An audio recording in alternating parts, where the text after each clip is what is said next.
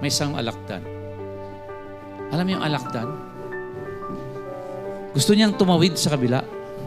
Kinausap niya yung palaka. Palaka, alam ko magaling kang lumangoy. Kung pwede, isakay mo ako sa balikat. At itawid mo ko sa kabilang side ng ilog. Sabi ng palaka, no, alakdan, alam ko, mangangagat ka. Tama ba? Kakagatin mo ako eh. Pag kinagat mo ako dito, malulunod tayo. Sabi ng alakdan, no, palaka, promise ko, hindi kita kakagatin. Itatawid mo lang ako doon sa kabila. Alam ko, alakdan, mangangagat ka talaga eh. Ugali mo yan eh. Pag kagatin mo ako, malulunod tayo.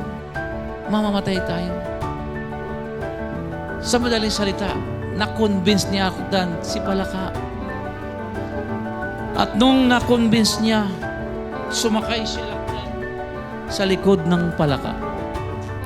Dahan-dahang lumalangoy si palaka. Bandang kalagitnaan, kumati ang labi ni alakdan.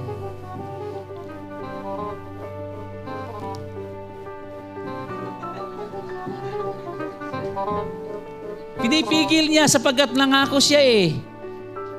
Promise ko eh, hindi ko kakagatin eh. Kailang parang hindi ko mapipigilang kumati ang aking labi. Nakagatin ko kasi yung gali ko ito eh. Pero may pangako ako eh. Sa madaling salita, hindi na mapigil ang kanyang sarili. Kinagat niya si palaka. Aray! Mamatay tayo, alakdan. Kinagat mo ko, di ba nangako ka na hindi mo ko kakagatin? Na kailang kumati kasi ang labi ko eh. Huwag mong subukan. Sa madaling salita, nung kinagat ni alakdan si palaka, nalunod sila. Mga kaibigan, anong ibig sabihin? Marami tayong mga pangako. Lord, gusto natin yumaman. Ang ganda ng program. Tama ba na? Pero bakit nandun pa rin tayo sa dating ginagawa?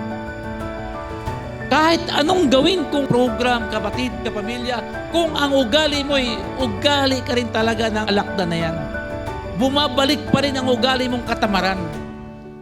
Bumabalik pa rin ang ugali mong gusto mong maghirap, nandun ka pa rin. Kahit anong ganda ng program, kapag ikaw ay nandun pa rin sa ugaling ganon, ganon ka pa rin.